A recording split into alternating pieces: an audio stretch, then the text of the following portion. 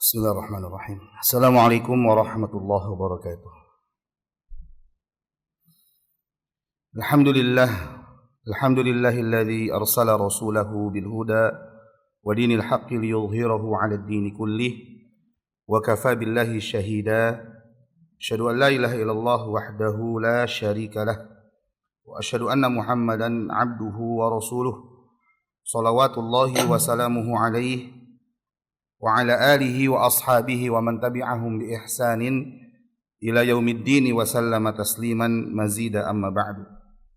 Allahumma inna nas'aluka ilman nafi'an wa rizqan thayyiban wa amalan mutaqabbalan wa lisanan dzakiran wa qalban khashi'an. Allahumma inna na'udzubika min ilmin la yanfa' wa min qalbin la yakhsha' wa min nafsin la tashba' wa min da'watin la yustajabu laha. Jamaah rahimani Allah wa iyyakunna ajma'in, akhwati fillah yang semoga dirahmati oleh Allah Subhanahu wa taala. Alhamdulillah, kita memuji Allah Subhanahu wa taala dan bersyukur atas segala nikmat dan karunia yang Allah Subhanahu wa taala berikan kepada kita. Berbagai macam kenikmatan begitu banyaknya sampai-sampai kita tidak mampu untuk bisa menghitung nikmat-nikmat Allah. Maka hendaknya kita untuk senantiasa bersyukur. Dan syukur yang paling utama yaitu dengan melakukan ibadah, ketaatan dan amal soleh. Wabil khusus, apalagi ketika kita sedang berada di sebuah musim dan momentum ibadah dan ketaatan kepada Allah, yaitu bulan yang haram, bulan yang mulia, bulan Dzulhijjah. Bulan yang apabila beramal di dalamnya, maka amal tersebut lebih Allah Subhanahu wa taala cintai dibandingkan dengan amalan-amalan soleh yang lain. Bahkan dibandingkan dengan jihad sekalipun. Rasulullah SAW bersabda, "Ma min ayyamin al-amalu salihu fiha ahabbu ila Allah min hadhihi al-ayyam, yakni ayyam al-ashr." Tidaklah ada serangkaian hari-hari yang mana amal soleh yang dikerjakan di hari-hari tersebut itu lebih Allah cintai kecuali amal soleh yang dilakukan pada 10 hari ini, yaitu 10 hari bulan Dzulhijjah, 10 hari awal bulan Dzulhijjah. Qalu walal jihadu fi sabilillah. Para sahabat bertanya, apakah bahkan dibandingkan dengan jihad fi sabilillah sekalipun? Maka Rasulullah bersabda, walal jihadu fi sabilillah. Bahkan dibandingkan dengan jihad fisabilillah, illa rajulun kharaja bi nafsihi wa malihi falam yarji' min dzalika bi syai'.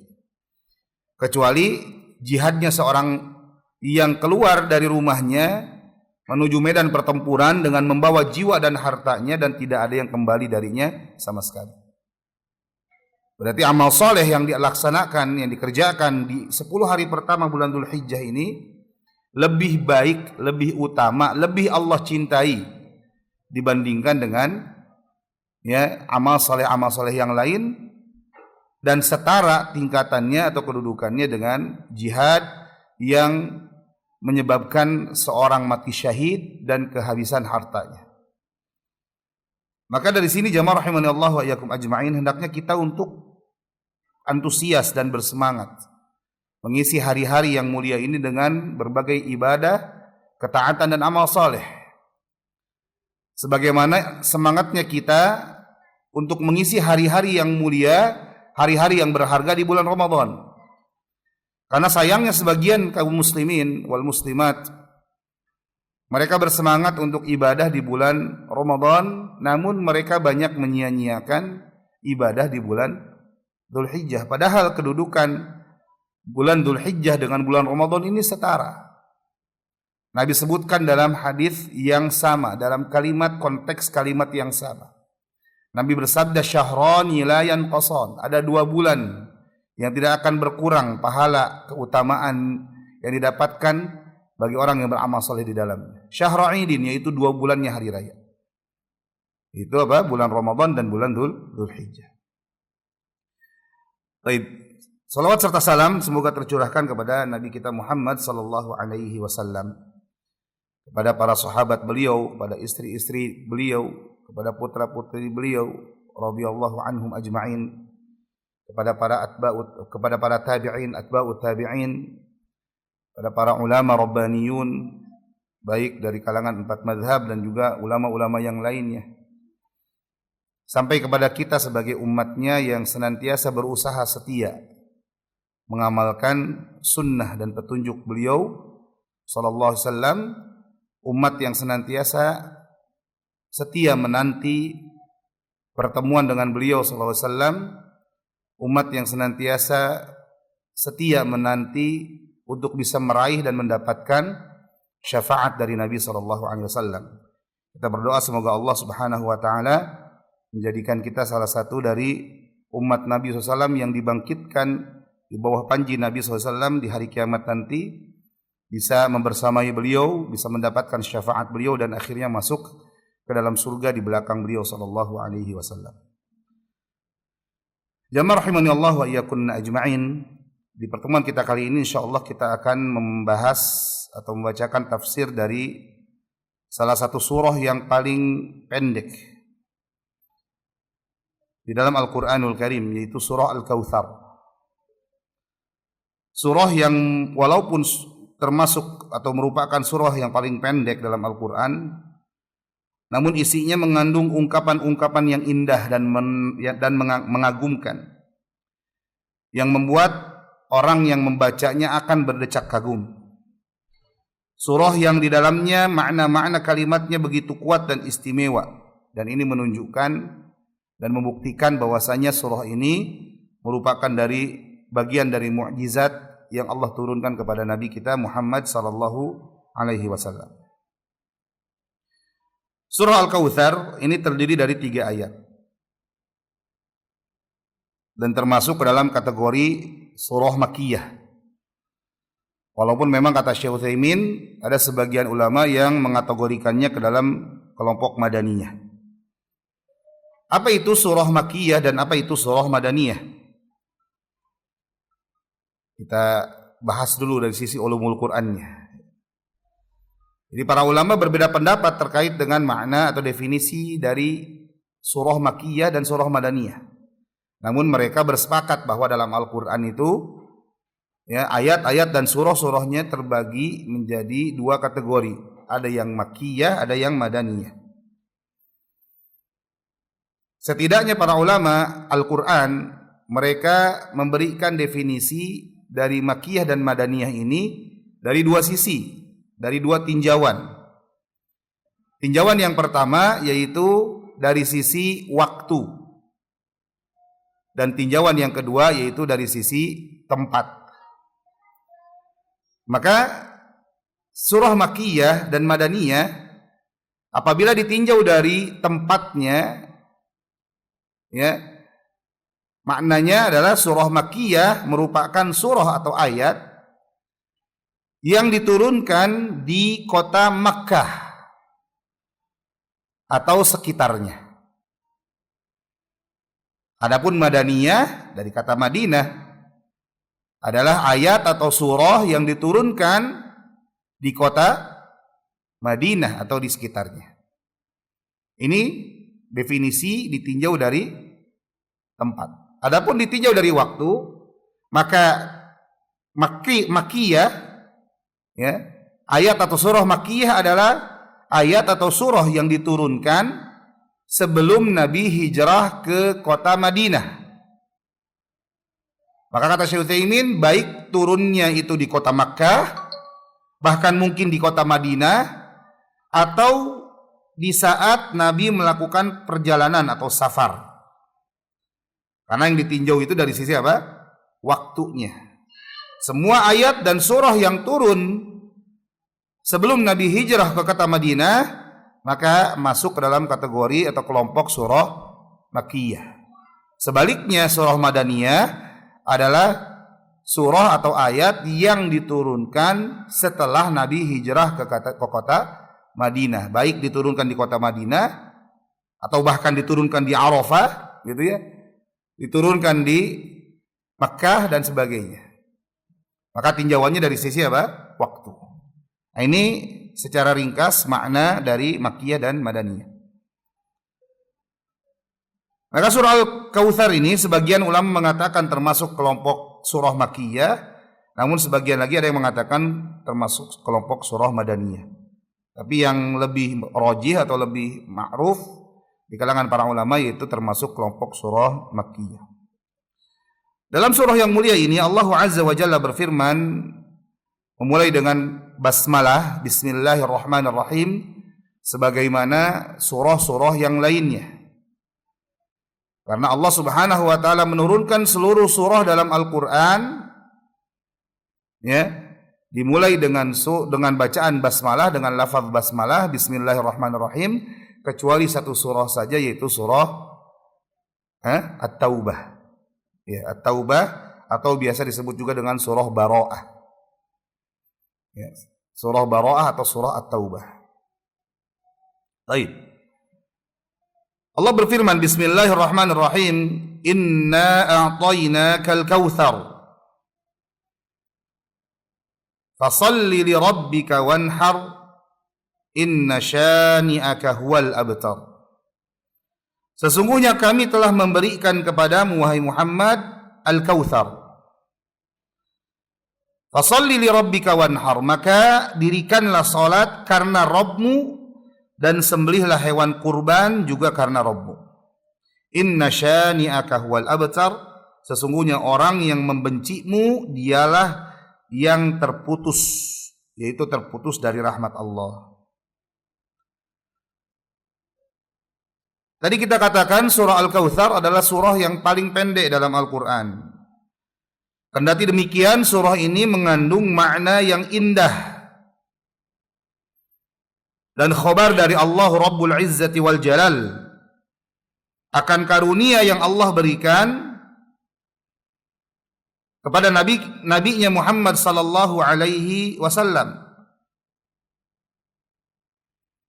Surah yang terdiri dari 3 ayat yang mulia yang merupakan kabar gembira, busyra dari Allah Subhanahu wa taala untuk nabinya sallallahu alaihi wasallam. Dan surah ini merupakan bentuk takziah. Apa takziah ini? Pernah dengar takziah ya? Takziah ini adalah takhfiful huzni minal mahzuni 'alal mayyit. Ya. Aktivitas atau perbuatan untuk meringankan kesedihan yang dirasakan oleh seorang karena kehilangan ya, atau karena kematian orang yang dicintai, orang yang disayangi. Jadi takziah itu apa? Ya, perbuatan untuk meringankan, perbuatan atau ucapan untuk meringankan rasa sedih dari seseorang karena kehilangan ya orang yang dicintai. Karena kematian orang yang dicintai. Jadi surah ini adalah merupakan takziah dari Allah Subhanahu wa taala. Ya, takziah dari Allah Subhanahu wa taala kepada Rasulullah SAW karena sebab kematian salah satu putra beliau. Karena di dalam sebuah riwayat disebutkan di mana saat Al-Qasim putra beliau ya, anak laki-lakinya beliau SAW, makanya ya Rasulullah disebut kunyahnya sebagai Abul Qasim, bapaknya Al-Qasim, karena Al-Qasim ini putranya Nabi. Saat Al-Qasim wafat, maka salah satu gembong ya orang kafir, orang Quraisy, yaitu Al-As bin Wa'il As-Sahmi, dia berkata, "Batara Muhammad atau Muhammad abtar." Muhammad terputus katanya. Dia mengumumkan kabar yang dia anggap kabar gembira. Ya, karena kita tahu Al-Qasim ini anak laki-laki dan ya orang-orang Arab, bangsa Arab biasanya menganggap penerus nasab atau penerus keturunan itu adalah anak laki-laki. Ya, penerus nasab itu anak laki-laki. Jadi Al-As berkata, "Batara Muhammad atau Muhammad abtar." Muhammad terputus nasabnya maksudnya. Terputus keturunannya. Karena walaupun ada ya anak-anak perempuan beliau, ya. Bahkan ada anak perempuan beliau yang punya anak. Jadi Nabi punya cucu, namun orang Arab menganggap bahwa ya nasab itu terputus ketika anak laki-laki tidak memiliki keturunan atau mungkin meninggal di waktu muda. Jadi mereka beranggapan demikian. Maka Allah turunkan surah ini. Surah yang mengandung bantahan terhadap Al-As bin Wa'il. Surah yang Allah turunkan sebagai ta'ziyah untuk Rasulnya serta kabar gembira bagi umat beliau. Kabar gembira berupa kenikmatan besar yang Allah berikan kepada beliau dan umatnya. Allah Jalla wa'ala berfirman, Inna a'tainakal kautsar. Sesungguhnya kami telah memberikan kepadamu Al-Kautsar. Jamaah rahimani Allah wa iyyakunna ajma'in. Al-Kautsar dari sisi bahasa berasal dari akar kata yang terdiri dari tiga huruf, yaitu kaf, tha, dan ro.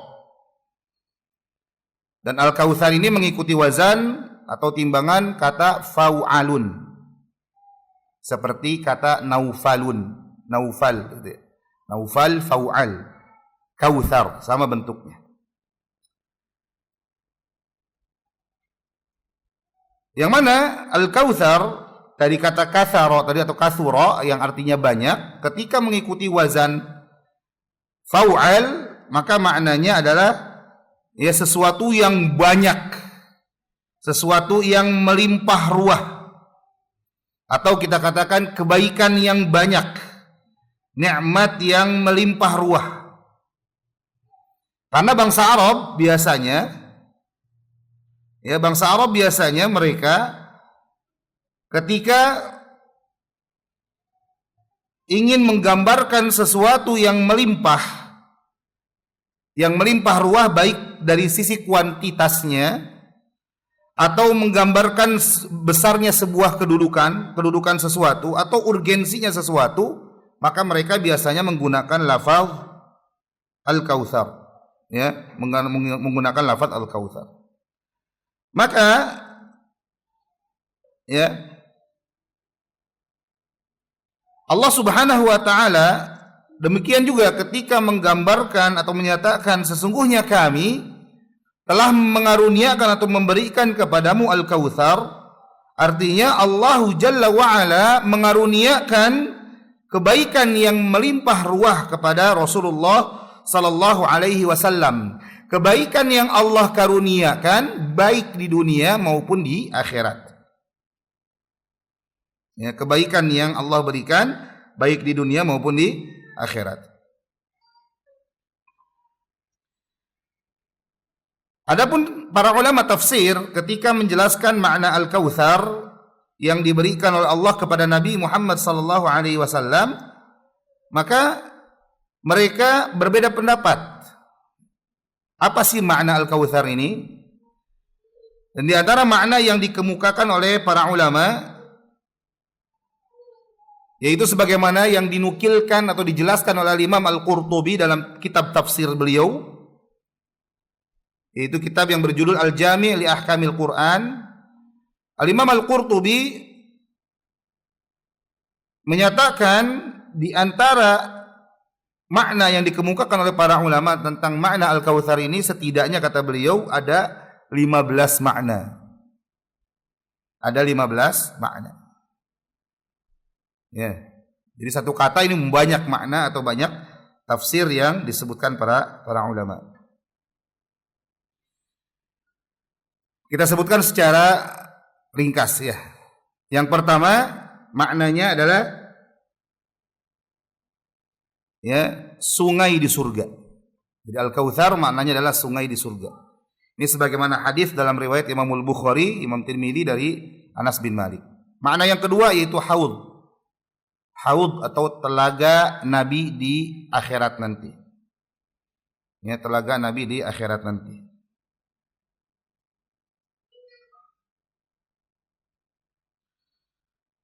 Yang ketiga maknanya adalah kenabian dan kitab suci. Ini disampaikan oleh salah satu ulama tafsir dari kalangan salaf yang namanya Ikrimah. Yang keempat, Al-Kautsar maknanya adalah Al-Quran. Maknanya adalah Al-Quran. Ini sebagaimana dikatakan oleh Al-Hasanul Basri.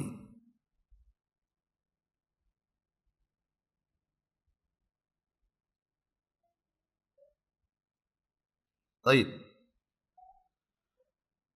Kemudian yang kelima yaitu maknanya Islam.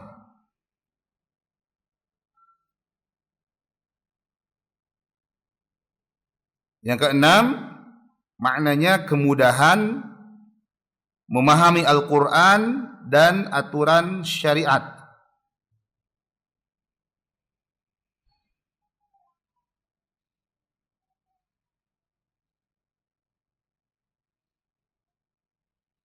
Yang ketujuh, maknanya adalah Al-Kautsar adalah banyaknya sahabat,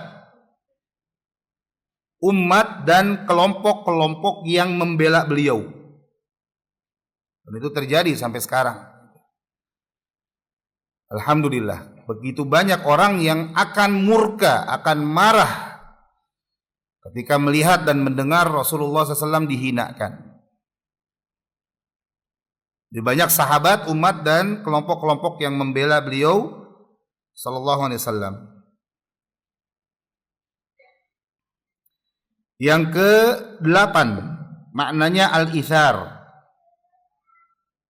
Maknanya adalah al-itsar atau ya pengutamaan Nabi di atas orang lain. Jadi Nabi dibuat lebih utama dibandingkan dengan orang lain, dengan selain beliau sallallahu alaihi wasallam.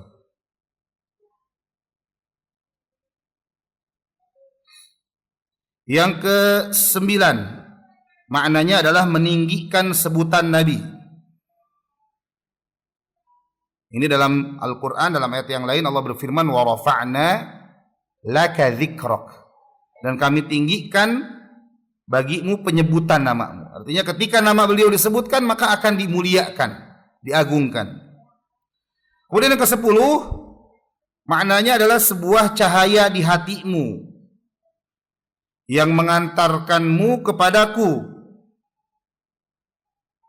dan menghalangimu dari selainku. Pelan-pelan. Sebuah cahaya di hatimu yang mengantarkanmu kepadaku dan menghalangimu dari selainku. Ini makna yang ke-10. 11. Maknanya syafaat atau hak memberi syafaat.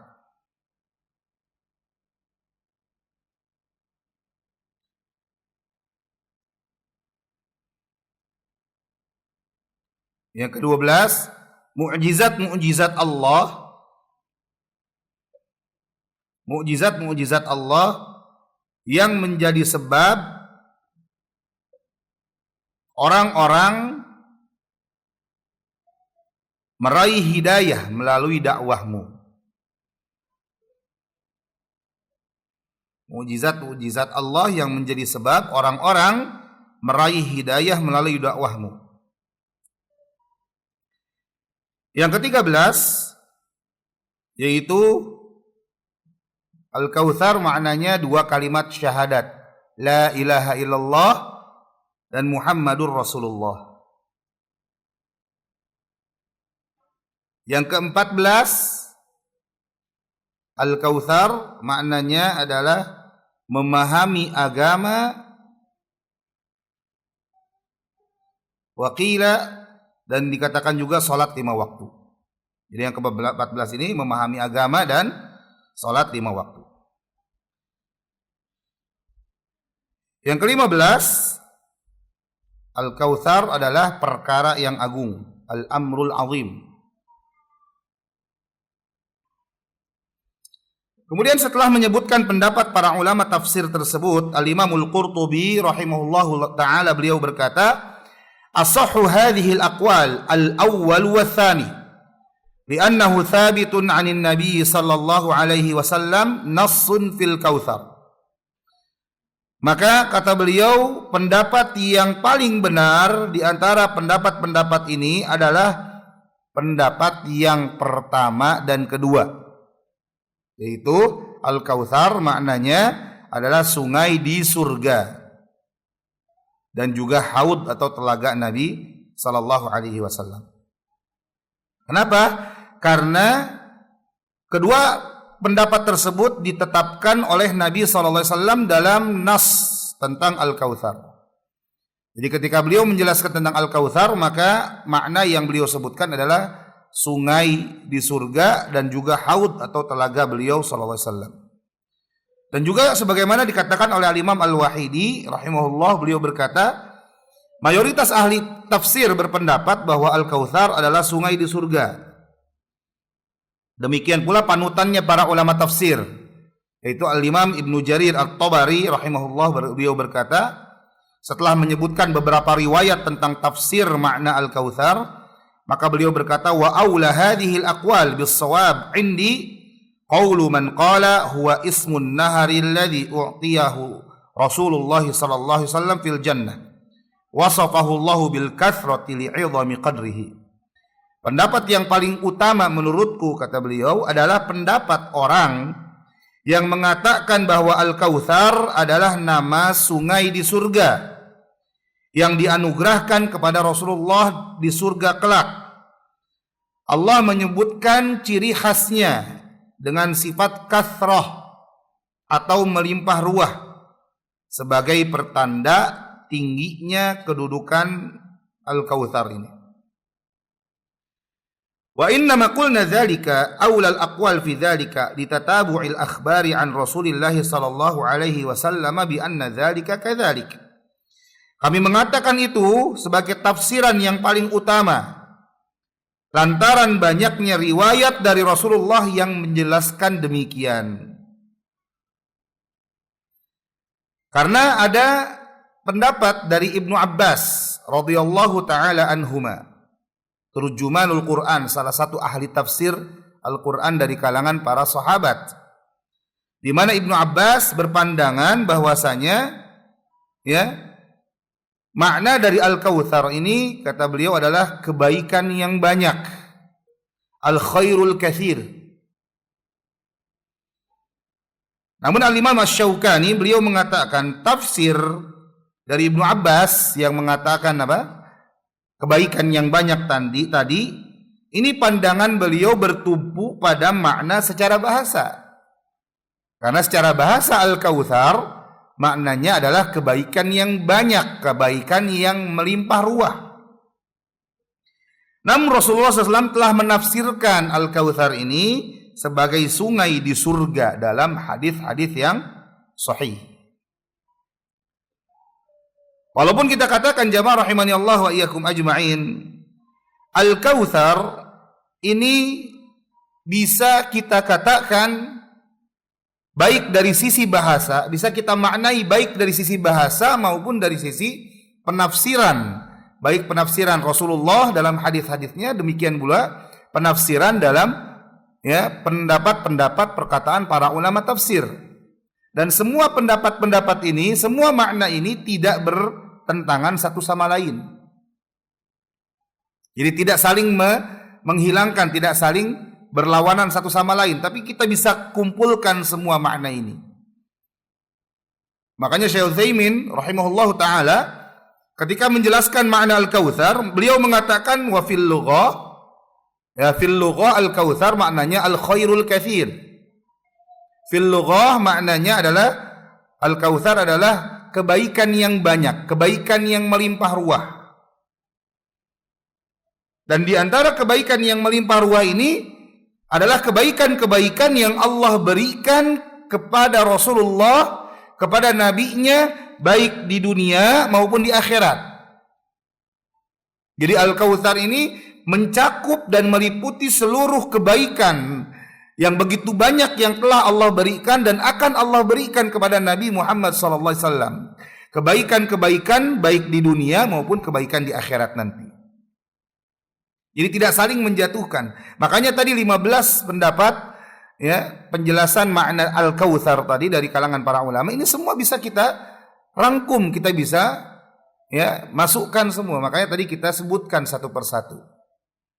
Ya. Karena Nabi SAW mendapatkan kebaikan yang banyak, ya, bukan dibatasi hanya kebaikan berupa surga dan juga nahar atau sungai di surga dan juga haud atau telaga Al-Kautsar tadi. Walaupun itu keutamaan atau kebaikan yang paling besar yang Allah berikan kepada baginda Rasulullah sallallahu alaihi wasallam. Jadi Syekh Al-Utsaimin menyatakan bahwasanya di antara makna Al-Kautsar atau di antara kebaikan yang banyak yang Allah berikan kepada beliau yaitu kebaikan di dunia maupun kebaikan di akhirat. Kemudian beliau menyebutkan di antara kebaikan yang Allah berikan kepada beliau di akhirat yaitu berupa nahar atau sungai di surga dan juga berupa haud atau telaga ya yang Allah Azza wa Jalla berikan kepada Nabi SAW di padang mahsyar. Nanti kita akan sebutkan sifatnya.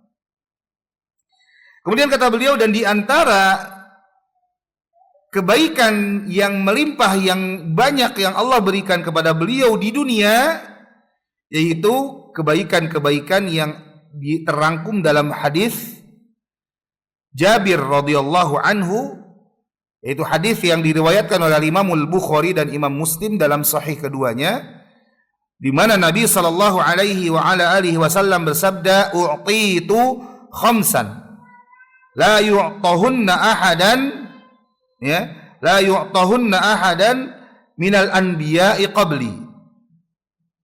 Aku, kata Nabi, diberikan 5 perkara yang tidak diberikan kepada seorang pun dari nabi-nabi sebelumku. Nah, ini bisa dicatat 5 perkara yang diberi oleh Allah kepada Nabi SAW. Yang pertama, mau pelan atau cepat? Yang pertama, aku ditolong melawan musuhku. Aku ditolong melawan musuhku dengan rasa takut yang mereka rasakan dalam jarak perjalanan sebulan. Dalam jarak perjalanan sebulan. Jadi musuh-musuh Rasulullah SAW merasa takut, merasa gentar, merasa takut kepada Rasulullah SAW, walaupun jarak mereka dengan Rasulullah itu sejauh perjalanan 1 bulan. Dan inilah yang menyebabkan ya, atau di antara salah satu sebab terbesar kenapa dulu kaum muslimin menang melawan musuh-musuhnya. Walaupun dari sisi jumlah mereka sangat ya tidak berimbang. Ya. Misalkan apa? Perang Badar 300 sekian melawan 1000-an orang. Tapi kaum muslimin menang. Kenapa? Karena rasa takut yang Allah tanamkan ke dalam dada manusia. Yang Allah sudah cabut rasa takut dari musuh-musuh Islam ini pada hari ini. Sehingga kita dapati musuh-musuh Islam begitu leluasanya menghina Islam, memojokkan Islam, bahkan menzolimi kaum muslimin. Lihat saudara-saudara kita di Gaza, di Palestina, di Rafah. Puluhan tahun mereka dijajah oleh Zionis. Ya. Leluasanya mereka mencaplok sedikit demi sedikit tanah yang dimiliki oleh warga Palestina. Yang walaupun ini bukan hanya berkaitan dengan penjajahan tanah saja, bukan. Tapi dari sisi agama. Karena orang-orang Zionis ingin mendirikan negara Zionis besar, Zionis raya. Negara Yahudi raya. Ini cita-cita mereka. Jadi rasa takut Allah tanamkan pada dada musuh-musuh Rasulullah, musuh-musuh Islam dan kaum muslimin, walaupun jarak mereka 1 bulan perjalanan. Yang kedua, Wa ju'ilat liyal ardu masjidan wa tahura wa ayyuma rajulin min ummati adrakathu as-salatu falyusalli. Yang kedua yaitu bumi dijadikan untukku sebagai tempat salat, tempat sujud dan media atau alat bersuci. Jadi permukaan bumi itu Allah jadikan sebagai tempat sholatnya Nabi dan umatnya. Dan juga permukaan bumi itu dijadikan media atau alat untuk bersuci. Maka kata Nabi, apabila seorang laki-laki atau dimanapun seorang laki-laki, dimanapun seorang dari umatku mendapati waktu sholat, maka hendaknya dia sholat. Artinya tidak ada alasan untuk tidak sholat. Kalau ada seorang beralasan, saya nggak bisa sholat. Kenapa? Nggak ada musola, nggak ada masjid. Maka ya Allah Subhanahu wa Ta'ala jadikan permukaan bumi itu tempat sholat, kecuali tempat-tempat yang terlarang digunakan untuk sholat, misalkan WC gitu, tempat sampah. Tapi tempat-tempat yang lain bisa digunakan sholat, bahkan kandang kambing sekalipun bisa. Sebagaimana dalam sebuah riwayat Nabi pernah sholat di sebuah kandang kambing gitu ya. Kalau ada orang beralasan, saya nggak bisa sholat, kenapa? Nggak ada air buat wudu. Maka semua permukaan bumi ini adalah alat atau media untuk bersuci dengan cara tayamum. Ini indahnya Islam.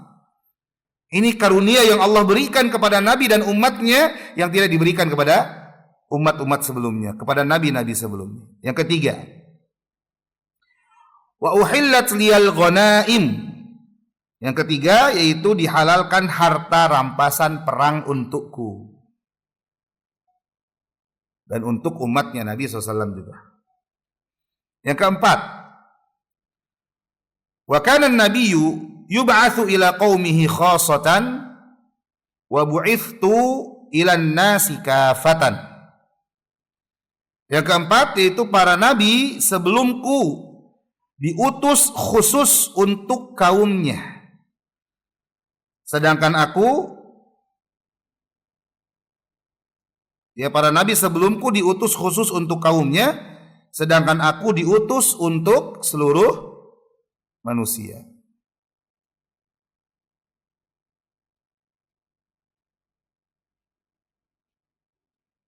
Dan yang kelima, wa u'titu syafa'ah, yaitu aku diberikan hak untuk memberikan syafaat. Dan ini merupakan bentuk kebaikan yang melimpah jemaah. 5 poin, 5 perkara.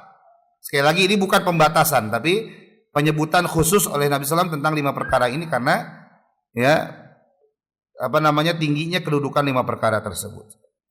Jadi 5 perkara ini merupakan salah satu bentuk di antara bentuk kebaikan melimpah ruah yang Allah berikan kepada Nabi SAW. Terkhusus di mana Nabi SAW diutus ke tengah seluruh manusia, lain halnya dengan para nabi yang lain. Para nabi yang lain diutus untuk kaumnya, sedangkan Nabi diutus untuk seluruh manusia. Ini menjadi sebab kenapa Nabi SAW adalah satu-satunya Nabi yang paling banyak pengikutnya. Nabi Muhammad adalah satu-satunya Nabi yang paling banyak pengikutnya. Demikian pula karena Nabi memiliki pengikut yang paling banyak, maka beliau adalah orang yang paling banyak dicontoh oleh manusia. Orang yang paling banyak diikuti petunjuk dan ajarannya. Dan sebagaimana kita ketahui bahwa seorang yang menunjukkan kebaikan kepada orang lain, kemudian orang tersebut mengamalkan, mengerjakan kebaikan itu, maka orang yang menunjukkan kebaikan akan mendapatkan pahala seperti orang yang mengerjakan. Ad-dalu 'alal khair kafa'ilih, kata Nabi. Orang yang menunjuki kepada kebaikan, maka dia dapat pahala seperti orang yang mengerjakannya. Bayangkan jamaah, betapa banyak manusia yang mengikuti ajaran petunjuk Nabi SAW. Begitu banyak manusia yang sholat mengikuti contoh Rasulullah SAW. Berapa banyak pahala yang didapatkan oleh Rasulullah SAW. Berapa banyak kebaikan yang diperoleh oleh Nabi SAW karena sebab begitu banyak orang yang mengikuti petunjuknya ya Nabi SAW. Maka tidaklah ada seorang pun dari umat Nabi yang beribadah, yang beramal dengan ajaran, tuntunan, sunnah Rasulullah SAW, melainkan beliau akan mendapatkan bagian pahala seperti orang yang mengamalkan ajaran-ajaran beliau SAW tersebut. Dan hanya Allah yang tahu berapa banyak jumlah umat beliau SAW dari saat beliau diutus sampai nanti hari kiamat. Demikian pula di antara kenikmatan yang besar yang Allah berikan juga ya kepada Nabi SAW yang disebutkan dalam hadis barusan, hadis riwayat Bukhari, yaitu bahwasanya di akhirat kelak juga Nabi SAW akan mendapatkan maqam mahmud. Ya, maqam mahmud sebagaimana Allah berfirman dalam surah Al-Isra ayat 79. Asa an yab'atsaka rabbuka maqaman mahmuda. Mudah-mudahan Rabbmu mengangkat kamu ke tempat yang terpuji. Makna maqam mahmuda ini kata para ulama yaitu kedudukan yang terpuji berupa mendapatkan hak untuk memberikan syafaat uzma. Syafaat yang paling besar. Karena sebagaimana kita tahu bahwasanya nanti di hari kiamat manusia akan merasakan kekhawatiran yang begitu mendalam, kekhawatiran yang begitu mengerikan. Semua khawatir dengan amalnya masing-masing, semua khawatir dengan keadaannya. Apakah mereka bisa selamat menuju surga? Apakah mereka bisa selamat ya berhasil terhindar dari panasnya api neraka atau tidak? Sehingga akhirnya mereka berbondong-bondong mendatangi para nabi dan rasul untuk minta syafaat, untuk minta pertolongan. Mereka datang kepada Nabi Adam, mereka datang kepada Nabi Nuh, kemudian datang kepada Ibrahim, kemudian datang kepada Musa, kemudian datang kepada Nabi Isa. Namun tidak ada seorang pun Nabi dan Rasul yang bisa memberikan syafaat kepada manusia-manusia ini.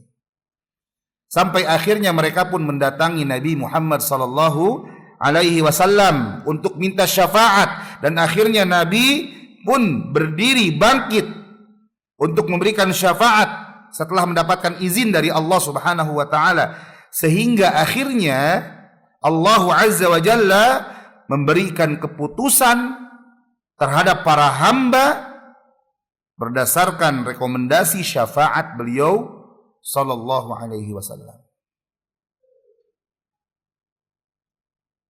Kenapa para Nabi dan Rasul tidak mampu untuk memberikan syafaat? Karena mereka sudah menggunakan kesempatan untuk berdoa kepada Allah dengan doa yang pasti dikabulkan di dunia dahulu. Nabi SAW bersabda, "Likulli nabiyyin da'watun mustajabah." Setiap nabi itu punya jatah doa yang pasti akan dikabulkan. Fata'ajjala kullu nabiyyin da'watah, dan setiap nabi sudah menyegerakan menggunakan doa tersebut. Nabi Nuh berdoa kepada Allah untuk menurunkan keputusan atas kaumnya yang telah beliau dakwahi selama 950 tahun. Dakwah yang lama, bukan dakwah yang sebentar. Nabi Musa, Nabi Isa, para nabi yang lain telah menggunakan doa-doa mereka di dunia. Namun Nabi SAW, sebagaimana kita tahu dalam sirah beliau, tidak pernah mendoakan keburukan bagi umatnya. Tidak pernah meminta kepada Allah untuk menurunkan azab, hukuman, keputusan bagi umatnya. Sekeras apapun penolakan mereka, seberat apapun siksaan dan gangguan mereka terhadap dakwah Nabi SAW, terhadap kaum muslimin, tapi tidak sekalipun terucap dari lisan beliau berdoa kepada Allah minta untuk diturunkan azab atas umatnya. Karena kata Nabi, "Wa inni ikhtaba'tu da'wati syafa'atan li ashabi syafa'atan li ummati yaumal qiyamah. Dan aku menabung, menyimpan jatah doa tersebut sebagai syafaat bagi umatku pada hari kiamat nanti.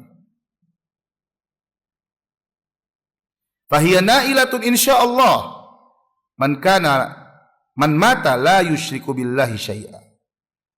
Maka syafaat itu pasti akan diperoleh oleh setiap umatku yang mati dalam keadaan tidak menyekutukan Allah dengan sesuatu apa-apa. Semoga Allah berikan kita kesempatan untuk bisa memperoleh syafaat Nabi SAW tersebut. Baik, jemaah rahimani Allah wa yakunna ajma'in. Kembali kepada pendapat para ulama tadi bahwa di antara keutamaan besar, di antara nikmat paling besar yang Allah Subhanahu wa taala limpahkan kepada beliau, di antara makna yang paling utama dari kata Al-Kautsar, dari lafaz Al-Kautsar, yaitu bahwasanya Al-Kautsar adalah sungai dan haud atau telaga Nabi SAW. Berkenaan dengan sungai Al-Kautsar dan haud atau telaga Al-Kautsar ini, ada beberapa hadis yang menyebutkan tentang keduanya. Di antaranya hadis dari Abu Hurairah radhiyallahu taala anhu, anna Rasulullah sallallahu alaihi wasallam atal maqbarah, bahwa Rasulullah SAW pernah mendatangi kompleks pekuburan. Lalu beliau bersabda, "Assalamu alaikum dara qaumin mu'minin wa inna insyaallahu bikum lahiqun." Semoga keselamatan, kesejahteraan tercurahkan atas kalian, wahai para penghuni kubur dari kalangan kaum beriman, orang-orang beriman. Dan sesungguhnya kami insyaallah akan segera menyusul kalian. Kemudian kata beliau, wudidtu anna qad ra'ayna ikhwanana. Sungguh aku akan sangat bergembira seandainya kita dapat melihat bertemu dengan saudara-saudara kita. Maka para sahabat berkata, awalasna ikhwanaka ya Rasulullah. Bukankah kami itu saudara-saudara engkau wahai Rasulullah? Maka Rasulullah bersabda, antum ashabi. Kalian itu sahabat-sahabatku. Ikhwanuna alladzina lam ya'tu ba'du. Saudara-saudara kita itu belum datang, belum ada wujudnya. Mereka belum hadir. Dalam riwayat yang lain dikatakan ikhwanuna alladzina amanu bi wa lam yarawni. Saudara-saudara kita, saudara-saudara yang dirindukan oleh Nabi SAW, yaitu orang yang beriman kepadaku namun belum sempat berjumpa denganku. Faqalu, para sahabat berkata, kaifa ta'rifu man lam ya'ti ba'du min ummatika ya Rasulullah? Bagaimana engkau bisa mengenali umat yang belum ada tersebut? Ya, padahal engkau belum pernah bertemu dengan mereka wahai Rasulullah. Bagaimana engkau bisa mengenali mereka? Orang-orang dari kalangan umatmu yang belum datang, belum ada wujudnya. Faqal, maka beliau bersabda, ara'aita law anna rajulan lahu khailun ghurrun muhajjalah baina dhahrai khailin duhmin buhmin ala ya'rifu khailah. Kata Nabi, bagaimana pendapat kamu tentang seorang yang memiliki seekor kuda, ya, seekor kuda yang punya corak putih di dahi dan keempat kakinya. Kuda bercorak tersebut berada di tengah-tengah sekumpulan sekawanan kuda yang hitam legam semuanya, yang semuanya berwarna hitam. Kira-kira orang tersebut bisa mengenali kuda miliknya atau tidak? Maka mereka berkata, bala ya Rasulullah, tentu bisa wahai Rasulullah. Qal, maka Nabi bersabda, fa innahum ya'tuna ghurran muhajjalina minal wudu. Maka mereka, umatku, saudara-saudaraku tersebut, kata Nabi, akan datang pada hari kiamat dalam keadaan wajah, dahinya dan tangan serta kakinya bersinar, bercahaya karena bekas wudu.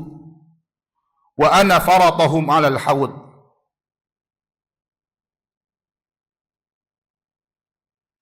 Wa ana faratahum 'alal haud, kata Nabi. Dan aku menanti mereka. Aku menanti kedatangan mereka di telagaku. Al-farat, jamaah rahimani Allah wa yakunna ajma'in. Farat itu artinya, ya, mendahului agar bisa menyambut dengan sambutan yang baik. Jadi Nabi SAW nanti hari kiamat akan mendahului kita menuju telaganya beliau, sehingga dengan itu beliau bisa menyambut kedatangan kita, kedatangan umatnya, kedatangan saudara-saudara beliau yang beliau sangat rindukan walaupun tidak pernah berjumpa dengan mereka. Bandingkan dengan kita, apakah pernah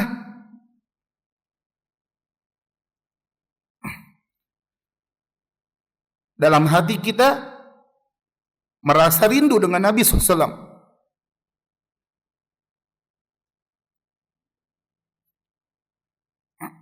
Apakah hati kita pernah merasakan rindu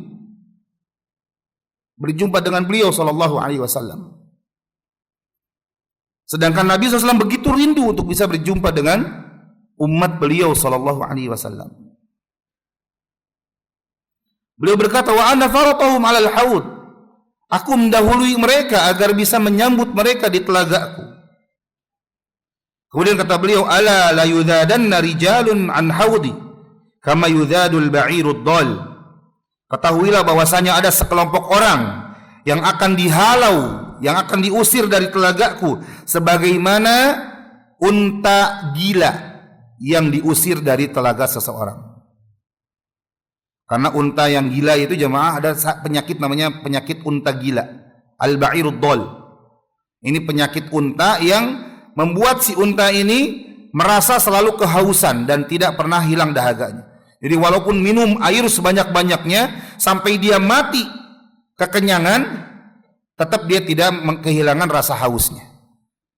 Makanya ini bahaya, bisa menular dan juga bisa bisa menghabiskan air bahkan sebanyak apapun air itu sampai si unta ini mati karena kekenyangan. Nah, akan ada nanti sebagian atau sekelompok orang yang diusir dari telaga Nabi dalam keadaan mereka sedang kehausan. Karena padang mahsyar itu keadaan yang sangat mengkhawatirkan. Matahari didekatkan sejarak 1 mil di atas kepala manusia. Hari yang panas, hari yang melelahkan, hari yang kita sangat butuh dengan air, sangat butuh dengan minum. Maka kita butuh dengan air dari telaga Nabi sallallahu alaihi wasallam. Namun ternyata sebagian atau sekelompok orang ini akan dihalau, akan diusir dari telaganya Nabi. Unadihim, aku pun berkata kepada mereka, aku menyeru, memanggil mereka, ala halum. Kemarilah kalian semua, kata Nabi. Begitu bela, begitu sayangnya Nabi kepada umat. Beliau melihat ciri-ciri dan tanda-tanda orang yang dihalau ini seperti umatnya beliau. Ala halum, kata Nabi. Kemarilah kalian semua. Maka dikatakan kepada beliau, innahum qad baddalu ba'dak. Sesungguhnya mereka itu yang dihalau itu mengganti atau telah mengubah-ubah agama sepeninggalmu. Maka Nabi pun dengan marah berkata, suhqan, suhqan, pergilah jauh-jauh dari sini, kata beliau. Demikian pula dalam hadis dari Anas, hadis yang lain beliau berkata, baina Rasulullah sallallahu alaihi wasallam dzata yaumin baina adhhurina iz aghfa ighfa'atan thumma rafa'a ra'sahu mutabassiman. Pada suatu hari, suatu ketika Rasulullah SAW berada di tengah kami. Beliau pun mengantuk sejenak, mengantuk sekejap, tidur sejenak. Kemudian setelah itu beliau mengangkat kepalanya sambil tersenyum. Maka kami berkata, ma'adhaka ya Rasulullah, apa yang membuat engkau tersenyum wahai Rasulullah? Qala, beliau berkata, unzilat alayya anifan surah. Turun kepadaku barusan sebuah surah. Faqara'a, maka beliau membaca bismillahirrahmanirrahim, inna a'tainakal kautsar fasalli li rabbika wanhar inna syani'aka huwal abtar. Sesungguhnya kami telah memberikan kepadamu al-kautsar, maka dirikanlah salat karena Rabbmu dan sembelihlah hewan kurban. Sesungguhnya orang-orang yang membencimu dialah orang yang terputus dari rahmat Allah. Kemudian beliau bersabda, Atadruna mal kautsar? Tahukah kalian apa itu al-kautsar? Faqulna Allah wa rasuluhu a'lam. Kami pun berkata Allah dan Rasulnya lebih mengetahui. Qala, beliau bersabda, fa innahu nahrun wa'adanihi rabbi azza wa jal. Itu adalah al-kautsar adalah sebuah sungai yang Allah janjikan kepadaku, yang Rabbku janjikan kepadaku. Alaihi khairun katsir. Di dalamnya atau padanya begitu banyak kebaikan. Huwa haudun. Dan al-kautsar adalah merupakan haud, telaga. Taridu alaihi ummati yaumal qiyamah, yang akan didatangi oleh umatku pada hari kiamat nanti. Aniyatuhu adadun nujum. Bejana-bejana, wadah-wadah untuk minumnya ini sebanyak bintang-bintang di langit. Fayukhtalajul abdu minhum. Maka ada sebagian dari umatku, ya, atau ada dari umatku seorang hamba yang tidak boleh minum dari telaga tersebut. Fa'aqul, maka aku pun berkata, Rabbi innahu min ummati, ya Rabbku, dia itu dari umatku. Beliau mungkin melihat tanda-tandanya. Beliau mungkin melihat dari dahi dan kedua tangan serta kedua kakinya ada cahaya bekas wudu. Makanya beliau membela orang tersebut. Nabi berkata, ya Rabbku, dia termasuk umatku. Fayaqul, maka Allah berfirman, ma tadri ma ahdatsat ba'dak. Engkau tidak tahu apa yang dia perbuat, perbuatan baru apa yang dia reka-reka sepeninggalmu. Juga riwayat yang lain dari Abi Bishr, dari Sa'id bin Jubair, dari Ibnu Abbas radhiyallahu anhuma, bahwasanya Ibnu Abbas mengatakan al-kautsar itu adalah limpahan kebaikan yang Allah berikan kepada Rasulullah. Dan Abu Bishr berkata kepada Sa'id bin Jubair, ya, fa innan nasa yaz'umuna annahu nahar fil jannah. Orang-orang menyangka al-kautsar itu maknanya sungai di surga. Maka Sa'id bin Jubair mengatakan, an-naharul ladzi fil jannah minal khairil ladzi a'tahu Allahu iyyah. Surga atau sungai di surga tersebut itu termasuk dalam, ya, bagian dari kebaikan yang Allah limpahkan kepada beliau. Jadi al-kautsar adalah kebaikan yang banyak diantaranya, maknanya adalah sungai yang Allah berikan kepada Nabi SAW, sungai di surga yang disebut dengan sungai al-kautsar. Al-kautsar juga adalah nama haud atau nama telaga yang begitu besar di akhirat nanti. Haud secara bahasa maknanya adalah tempat berkumpulnya air, atau biasa kita katakan telaga atau danau. Dan telaga tersebut nanti ada di padang mahsyar yang akan didatangi oleh umat Muhammad sallallahu alaihi wasallam. Di mana telaga ini bersambung langsung dengan sungai di surga yang Allah berikan, yang Allah karuniakan kepada Nabi sallallahu alaihi wasallam. Jadi air dari telaga tersebut dialiri langsung dari sungai, ya, melalui dua saluran air, ya, melalui dua saluran air yang tersambung langsung ke surga. Oleh karena itu telaga ini juga disebut telaga al-kautsar. Ya, jadi karena para ulama berbeda pendapat, al-kautsar ini yang mana, sungaikah atau telaga? Telaga Nabi itu yang mana? Apakah telaganya ini di surga atau di padang mahsyar? Kalau di surga gak mungkin ada umat Nabi yang diusir. Pasti semuanya minum. Tapi kalau yang diusir ini berarti apa? Di luar surga, sebelum masuk surga. Yaitu di padang mahsyar.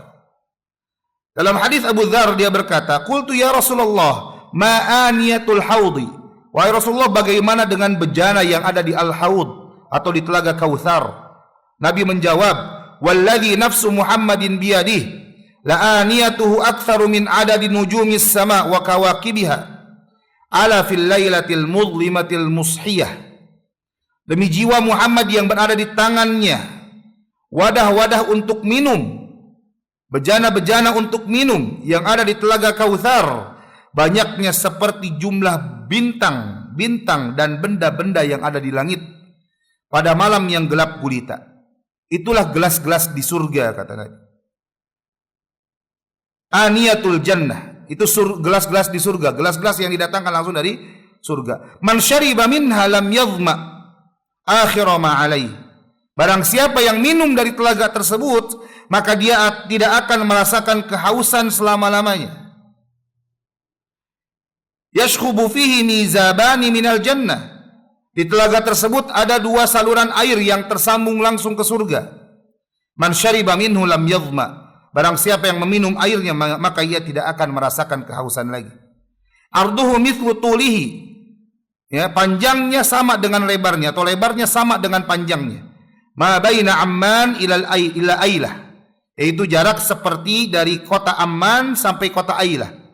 Ini kalau dihitung di zaman Nabi SAW, perjalanan Amman ke Ailah, ya, atau dalam riwayat yang lain Madinah ke Ailah, itu kira-kira sejauh perjalanan 1 bulan lamanya. Jadi dari ujung ke ujung telaga Nabi itu seperti seorang melakukan perjalanan dengan jarak 1 bulan perjalanan. Jarak yang sangat jauh, jemaah. Ya. Kemudian kata Nabi, ma'uhu asyaddu bayadan minal laban wa ahla minal asal. Airnya itu lebih putih dari susu, dan rasanya itu lebih manis daripada manisnya madu. Artinya air yang sangat menyegarkan. Air yang sangat menyegarkan. Baik, jemaah rahimani Allah wa iyyakunna ajma'in. Tadi Nabi SAW menyebutkan juga dalam riwayat yang lain bahwasanya akan ada orang-orang yang dihalau, diusir dari telaga Nabi. Siapa mereka? Siapa orang-orang yang akan dihalau itu? Karena dengan mengetahui itu mudah-mudahan kita bisa berupaya untuk menghindarkan diri termasuk ke dalam golongan orang-orang yang dihalau itu. Karena begitu rugi kita di dunia, ya, berusaha untuk beramal, berusaha untuk beramal soleh, namun ternyata nanti di akhirat malah termasuk golongan orang-orang yang diusir dari telaga Nabi.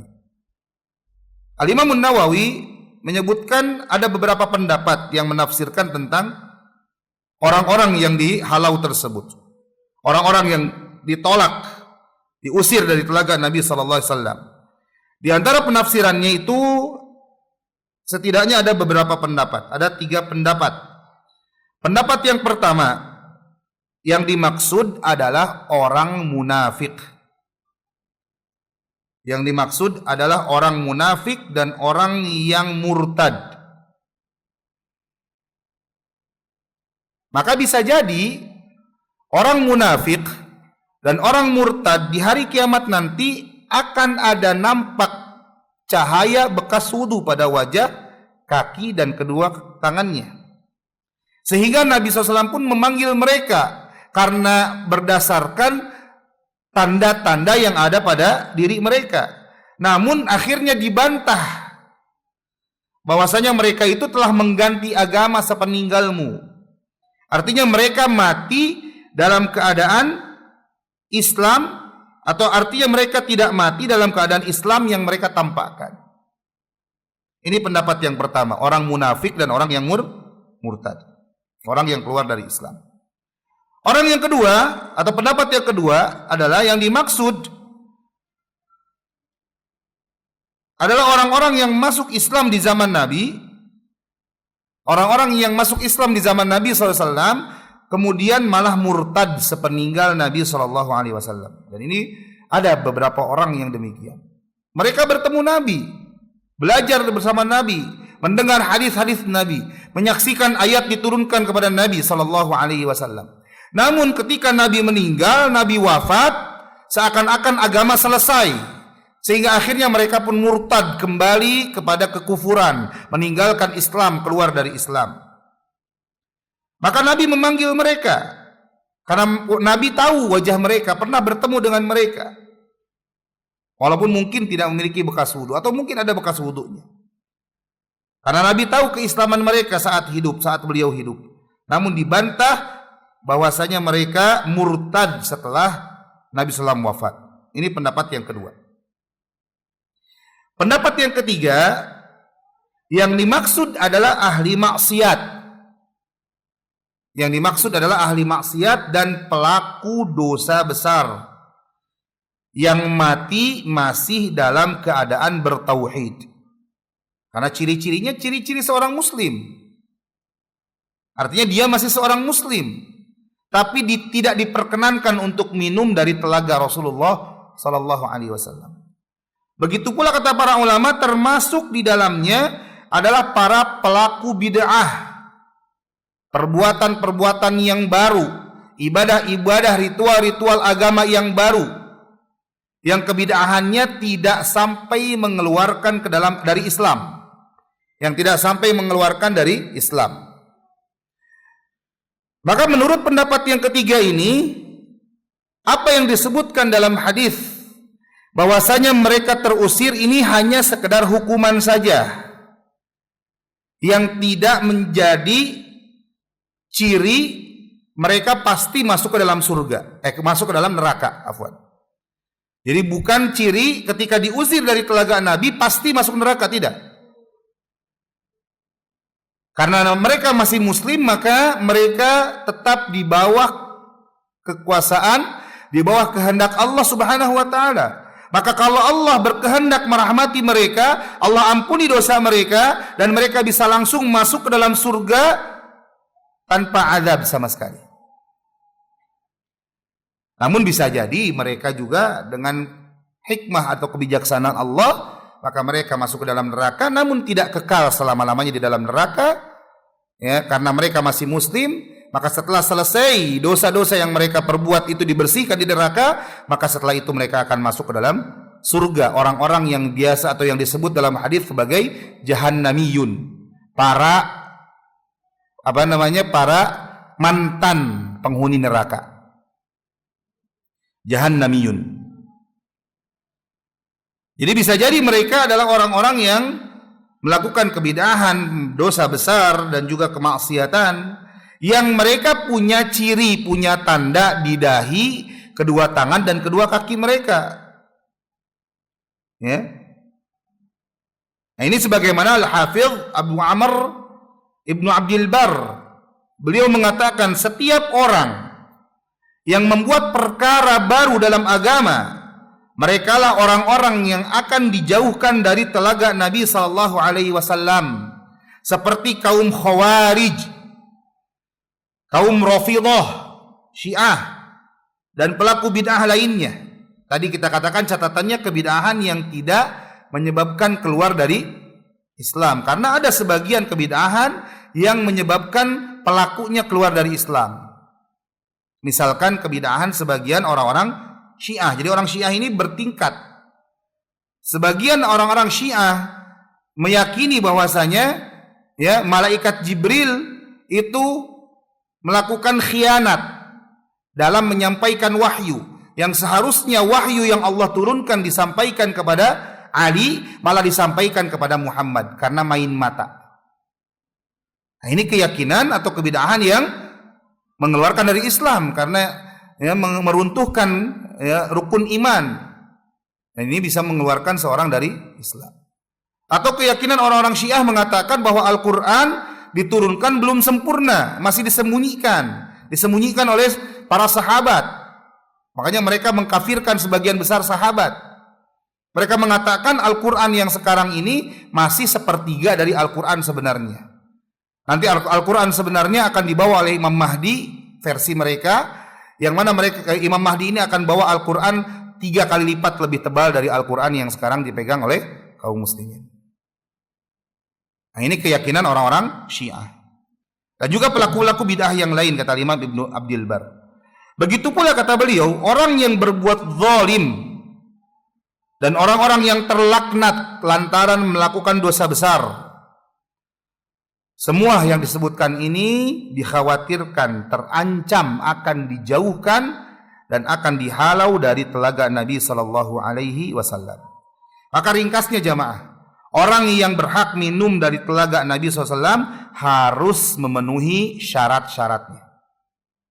Apa syarat-syaratnya? Syarat orang yang bisa minum dari telaganya Nabi, yang pertama, harus beriman dengan iman yang benar. Harus beriman dengan iman yang benar. Yang kedua, harus mengikuti tuntunan sunnah Nabi sallallahu alaihi wasallam. Cukup beramal sesuai dengan petunjuk Nabi SAW. Amalkan apa yang datang dari Nabi dan jauhi serta tinggalkan semua yang tidak dicontohkan oleh Nabi. Karena Islam itu begitu mudah. Ma nahaitukum anhu fajtanibuh wa ma amartukum bihi fa'tu minhu mastata'tum, kata Nabi. Apa yang aku larang maka tinggalkan, jauhi, dan apa yang aku perintahkan maka kerjakan, laksanakan sesuai dengan kemampuan. Yang ketiga, syarat ketiga, yaitu menjalankan Islam secara lahir dan batin. Berusaha untuk mensinkronkan antara lahir dan batin. Jangan sampai menampakkan secara zahir keislaman namun ternyata hatinya busuk dengan kekufuran, hatinya benci dengan Islam, hatinya benci dengan ibadah. Ini sifat orang munafik. Dan yang keempat, syarat yang keempat yaitu harus menjauhi maksiat dan dosa-dosa yang besar. Semoga Allah berikan taufik dan hidayah untuk kita agar kita bisa menikmati dan meminum air dari Telaga Al-Kautsar. Taib jamaah rahimani Allah wa iyyakum ajmain. Ini tafsir dari ayat yang pertama. Inna a'tayna kal kautsar. 1 jam ya. Baik. Masih kuat ini? Soalnya masih banyak ini materinya. Baik. Gimana moderator? Apa tanya jawab dulu? Ya? Ya, baik. Tanya jawab dulu ya.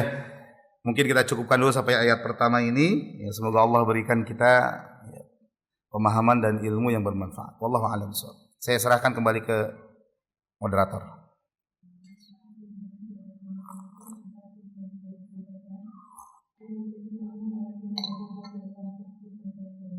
Amin.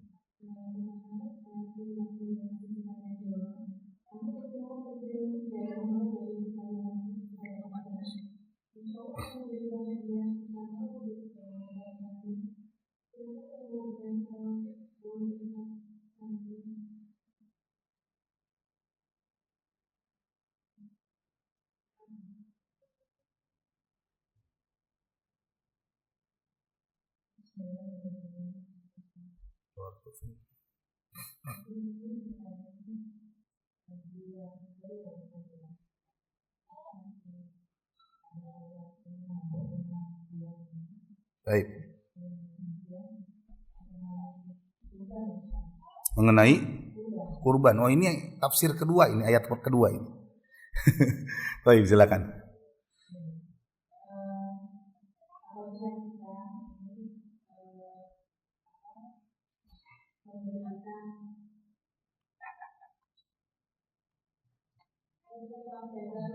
Baik, baik ya.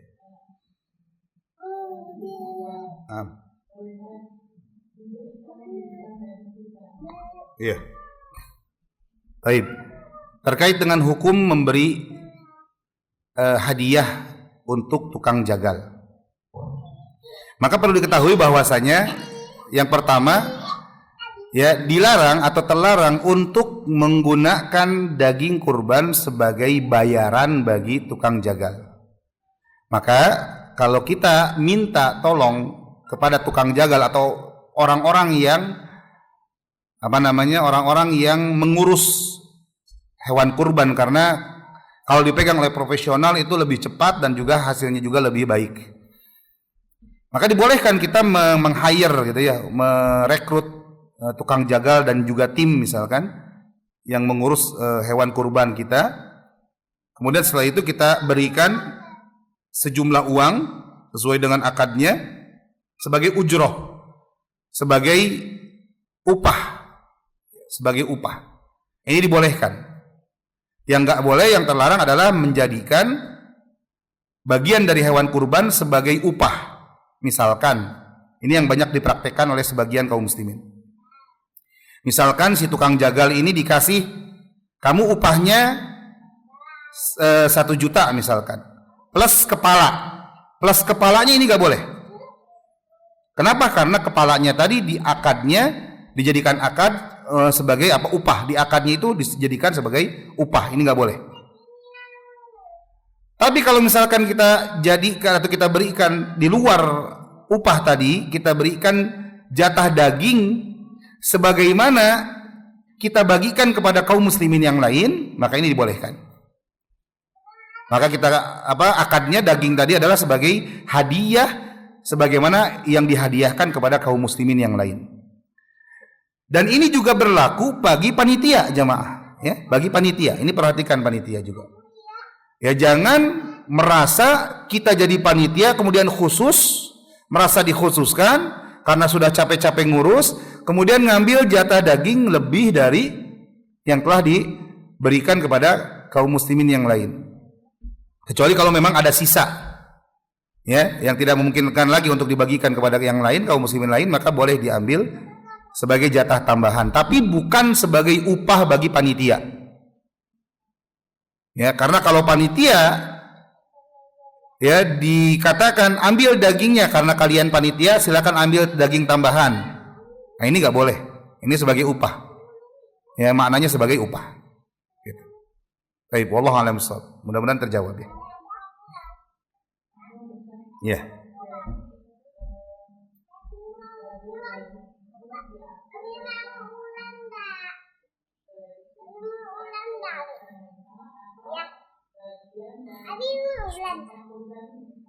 Boleh diulang?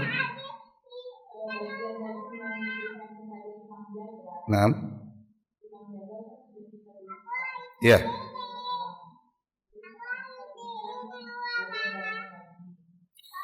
Kalau kita mau kasih bagian daging boleh. Tapi tadi akadnya bukan upah yang pertama. Yang kedua, dagingnya itu tadi dihadiahkan sebagaimana hadiah yang kita berikan kepada kaum muslimin yang lain. Karena kan sebagaimana kita tahu daging kurban itu dibagi 3 bagian.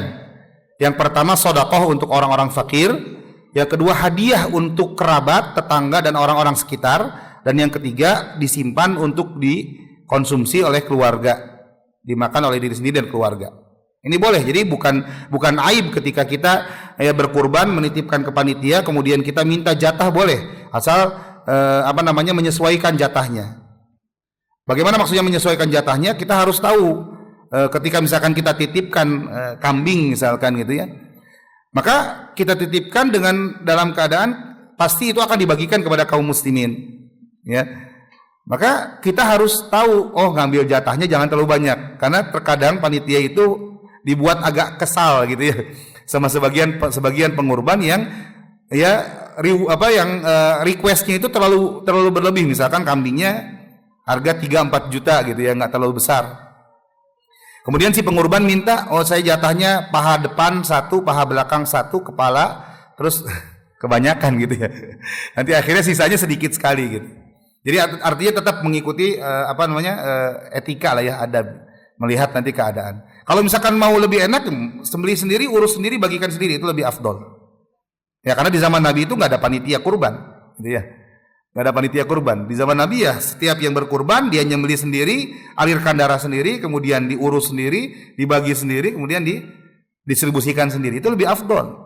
Kalau misalkan kita mampu, tapi kalau nggak mampu, susah, sulit, maka bisa titipkan ke panitia dengan tadi tetap menjaga etikanya. Artinya tadi sekali lagi kembali kepada pertanyaan, ya, kalau misalkan kita mau beri si tukang jagal itu bagian daging, maka bagiannya sebagaimana yang didapatkan oleh sebagian kaum muslimin yang lain. Misalkan dari daging ini dibagi menjadi 200 bungkus untuk dibagikan bagi 200 orang.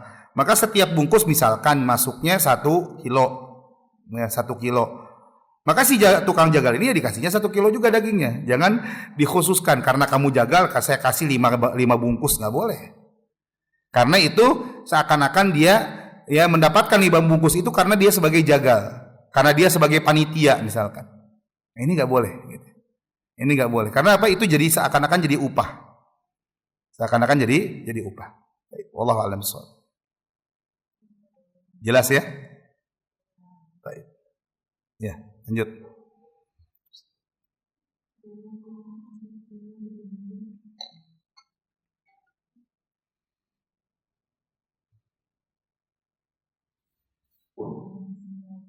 Ya.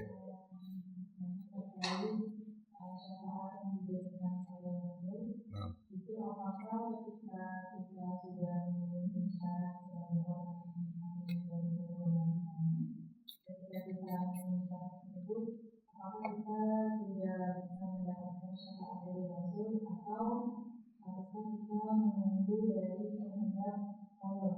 Baik. Terkait syafaat, syarat syafaat itu tidak seperti syarat yang disebutkan oleh para ulama terkait orang yang mendapatkan haud. Artinya bisa jadi ada orang yang tidak mendapatkan kesempatan minum dari telaga Nabi karena mungkin dia pernah melakukan kebid'ahan atau kemaksiatan. Tapi ternyata ketika saat penegakan syafaatul uzma, syafaat yang paling besar dari Nabi SAW, yaitu ketika Allah Azza wa Jalla memberikan keputusan bagi para hamba sesuai dengan syafaatnya Nabi, maka ternyata orang tadi yang nggak minum dari telaganya Nabi masuk surga, mendapatkan syafaat. Bisa nggak? Bisa jadi, ya. Karena jamaah rahimani Allah wa iyyakunna ajma'in, syarat orang mendapatkan syafaat itu gampang. Apa syaratnya? Tadi kita sebutkan hadisnya. Apa kata Nabi? Fahiya nailatun insyaallah man mata la yusyriku billahi syai'a. Syafaat itu didapatkan syaratnya satu, yaitu mati dalam keadaan tidak pernah menyekutukan Allah dengan sesuatu apapun, atau mati dalam keadaan bertaubat dari dosa kesyirikan. Mungkin saat hidup dia pernah terjerumus ke dalam kesyirikan, pernah pakai jimat gitu ya, pernah mungkin sujud di kuburan orang yang dianggap soleh, pernah minta kepada orang yang sudah mati dan sebagainya. Ini bentuk kesyirikan jelas. Kemudian dia tahu itu adalah kemungkaran, itu kesyirikan, itu salah, keliru. Dia taubat kepada Allah dengan taubatan nasuha. Maka insya Allah Allah terima taubatnya. Dan ini juga tanda, atau ini juga tanda bahwa orang tersebut berhak untuk mendapatkan syafaat. Jadi syafaat itu syaratnya adalah orang yang mendapatkan syafaat adalah orang yang mati dalam keadaan tidak menyekutukan Allah dengan sesuatu apapun. Wallahu a'lam bishawab. Jazakallahu khairan. Ada lagi?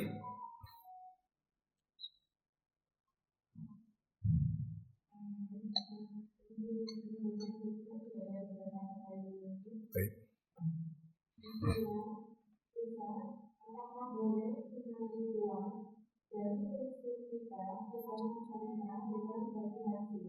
Dengan apa? Dari apa tadi? Oh, menabung di bank syariah. Uang pensiun. Oh. Baik. Menabung di bank. Ketika seorang menabung di bank itu akadnya apa? Seorang menyimpan di bank. Berarti akadnya apa? Akadnya simpan, titip atau simpan. Makanya produknya adalah wadiah. Ya, walaupun kita tahu tidak hampir semua bank-bank konvensional itu, walaupun akadnya wadiah, tapi mereka berani pakai uangnya. Ini di antara kekeliruan yang dilakukan oleh sebagian besar bank-bank syariah sekalipun. Karena ketika nasabah menyimpan uang dengan akad wadiah, dengan akad menitipkan atau akad titip, maka seharusnya bank tidak menggunakan uang tersebut. Karena kalau digunakan, diputar, dijadikan modal, ini pelanggaran, nggak boleh. Jadi kalau dititip, ya dititip, nggak boleh dipakai. Kalau misalkan akadnya itu mudharabah, gitu ya, akadnya itu bagi hasil, maka ini bukan nabung. Bukan nabung, tapi apa? Investasi, kerjasama. Maka jangan harap uangnya pasti kembali 100%. Karena namanya bagi hasil, namanya kerjasama, uangnya digunakan, maka di situ ada resiko. Ada keuntungan dan ada resiko. Yang salah di bank itu adalah menjanjikan keuntungan dengan nir resiko, tanpa resiko. Ini yang nggak boleh. Nggak bisa gitu. Namanya dagang, namanya jual beli, investasi, namanya bisnis pasti ada untung, ada rugi. Ya, ada untung, ada rugi. Jadi kalau misalkan bank bilang begini, atau akadnya begini, kamu nabung ke saya 100 juta, akadnya mudharabah, nanti kamu akan dapat uang 100 juta plus keuntungan 10% misalkan. Berarti dapat berapa? 10 juta. Jadi uangnya 100 juta plus ada tambahan bagi hasil katanya 10 juta. Nah, ini keliru. Kenapa? Karena akadnya nabung. Akadnya nabung. Yang benar akadnya apa? Investasi, mudharabah. Jadi ada di situ ada keuntung, ada rugi, ada untung, ada rugi. Ya, bisa jadi rugi, bisa jadi untung. Ya, jadi akad itu yang harus kita perhatikan. Dikatakan mudharabah, bahasanya pakai bahasa syariat. Dilihat dulu bagaimana klausulnya, bagaimana akadnya. Kalau akadnya itu sesuai syariat maka boleh, nggak masalah. Tapi kalau misalkan ternyata itu nabung, ya, nabung nir resiko karena pasti bisa diambil lagi uangnya, ya, kapanpun, tapi tahu-tahu dapat hasil, bagi hasil, itu namanya bunga yang dibahasakan dengan bagi hasil. Jadi bedanya apa? Bedanya kalau misalkan uang yang kita simpan di bank, kemudian akadnya ini mudharabah, akad ini kerjasama, akan ada bagi hasil. Tapi uang itu kita bebas pakai, kita bisa bebas ambil kapanpun, berapapun. Maka ini namanya nabung yang ada bunganya, walaupun bahasanya mudharabah. Bisa dipahami nggak? Ya, karena kalau misalkan kerjasama, maka uang yang kita simpan nggak bisa dipakai, nggak bisa diambil, sembarangan gitu ya. Karena itu bentuknya investasi. Bentuknya investasi. Tapi wallahu a'lam bishawab, mudah-mudahan terjawab ya. Nah. Waalaikumsalam.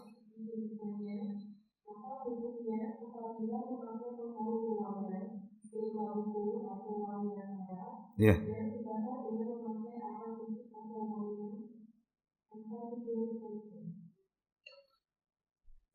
Intinya bolehkah atau apa hukum pakai bukhur gitu ya, bakar bukhur gitu ya? Boleh ya, bukhur ini termasuk sesuatu yang disukai oleh Rasulullah SAW karena bagian dari pewangi. Ya, bahkan orang-orang Arab itu memberikan wangi untuk bahkan badannya pun bukan pakai minyak saja, tapi bahkan sama bukhur itu. Jadi mereka simpan, nyalakan bukhur, kemudian ketika asapnya sudah muncul, bajunya disimpan di atasnya gitu, biar asapnya bisa menempel ke bajunya itu. Ini bukhur dibolehkan. Ya. Bahkan dianjurkan karena menggunakan wewangian itu dibolehkan. Kecuali kalau misalkan yang perlu kita perhatikan khususnya bagi wanita. Jadi jangan sampai bukhurnya ini nempel di pakaian luar, kemudian akhirnya wanginya itu nempel dan kemudian dipakai keluar. Ini yang perlu diperhatikan oleh para wanita. Jadi jangan sampai ada wangi yang menempel yang akhirnya bisa menarik perhatian lawan jenis gitu. Tapi kalau untuk di rumah kita nyalakan bukhur pagi, sore gitu ya untuk memberikan kesan wangi segar di rumah, nggak masalah insyaallah. Baik, wallahu a'lam bishawab. Terakhir ya. Baik.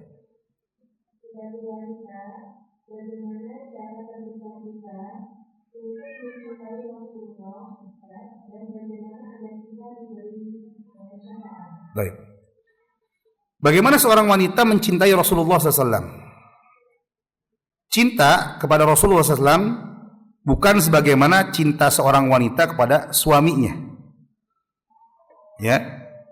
Karena cinta seorang wanita kepada suaminya sebagaimana cinta seorang suami kepada wanita kepada istrinya itu cinta yang dibangun di atas kasih sayang. Ya. Kalau suami istri itu kan dibangun di atas syahwat, di atas saling menikmati satu sama lain. Ini cinta pasangan. Ya. Tapi cinta kepada Nabi SAW itu adalah cinta yang dibangun di atas pemuliaan, ya, di atas pengagungan sesuai dengan kadar kedudukan beliau. Jadi kita cinta kepada Nabi SAW karena beliau begitu mencintai kita. Kita cinta kepada Nabi SAW karena beliaulah orang yang menunjuki kita kepada kebenaran. Kalau tanpa kedatangan beliau, tanpa ajaran beliau, tanpa sunnah beliau, maka kita tidak ada bedanya dengan hewan-hewan ternak di luar sana. Tanpa ilmu yang beliau ajarkan, maka kita berada di kubangan lumpur kebodohan. Tanpa syariat yang beliau bawa, ajaran tauhid yang beliau bawa, maka mungkin kita termasuk orang-orang yang sekarang sedang sujud di depan berhala, sujud di depan sapi misalkan. Ya. Maka dengan itu kita cintai Nabi SAW. Bahkan cintanya itu harus lebih besar dibandingkan cinta kita kepada suami kita, kepada anak kita, kepada orang tua kita, bahkan kepada diri kita sendiri. Umar bin Khattab radhiyallahu anhu pernah berkata kepada Rasulullah, "Ya Rasulullah, sesungguhnya aku cinta kepada engkau melebihi cintaku kepada istriku, orang tuaku, kepada anak-anakku, kepada hartaku, kecuali kepada diriku sendiri." Artinya saat itu Umar lebih cinta dirinya daripada cinta kepada Rasulullah. Maka kata Rasulullah, "Tidak wahai Umar, bahkan engkau harus lebih cinta kepadaku dibandingkan dengan dirimu sendiri." Maka kata Umar, "Al-an ya Rasulullah, sekarang engkau lebih aku cintai dari segala sesuatu, dari apapun itu, sampai aku lebih cinta kepadamu daripada diriku sendiri." Itu bentuk cinta seorang hamba kepada seorang umat Nabi Muhammad kepada Nabi kita Muhammad SAW. Ini pembahasan yang detail sebetulnya, pembahasan tentang mahabbatur Rasul, mahabbatun Nabi. Insyaallah mudah-mudahan nanti di lain kesempatan ada pembahasan terkait dengan ini. Jadi ada kiat-kiatnya, bagaimana sifatnya cinta kepada Nabi SAW. Intinya bahwa kita cinta kepada Nabi ya sebagai bentuk pengagungan, penghormatan kepada beliau, karena beliau adalah orang yang telah mengeluarkan kita dari kegelapan menuju cahaya dengan ajaran yang beliau bawa, dengan wahyu yang Allah turunkan kepada beliau sallallahu alaihi wasallam. Ini mungkin apa yang bisa disampaikan ya.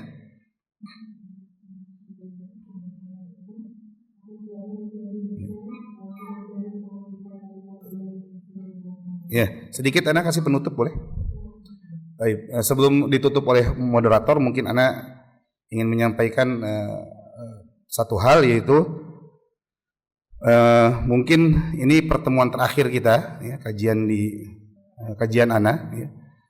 Karena insya Allah di akhir bulan Juni ini Ana pindah ke Bandung ya, insya Allah ingin sedikit bantu mertua yang dakwah di sana di kampung insya Allah ya. Jadi bukan di kota tapi di atas gunung ya, tempat mertua. Alhamdulillah beliau sudah membuka lahan dakwah selama 20 tahunan lebih di sana, di kampung yang sampai sekarang masih kurang tersentuh dakwah sunnah di sana. Jadi insya Allah ya, kalau Allah berikan taufik kepada kami ya, bisa sedikit membantu dakwah di sana, khususnya dari sisi pendidikan, mudah-mudahan. Ini mungkin ya, jadi Ana mohon izin kepada panitia Bu Ira, Bu Nia ya, saya ucapkan jazakumullah khairan atas kesempatan yang diberikan agar bisa duduk bersama di beberapa majelis ke belakang ya, semoga Allah berikan kami keikhlasan, juga diberikan bagi semuanya ilmu dan amal terhadap ilmu apa yang telah dipelajari. Semoga Allah meridhoi kita semua, meridhoi pertemuan kita, dan kalau misalkan nggak bisa ketemu lagi di dunia, nanti mudah-mudahan kita bisa ketemu di akhirat. Ini mungkin sedikit ya pamitan lah ya, pamitan, dan mohon doanya agar kami diberikan keikhlasan, keistiqomahan di atas ilmu, amal dan dakwah kepada agama ini. Wallahu a'lam bishawab.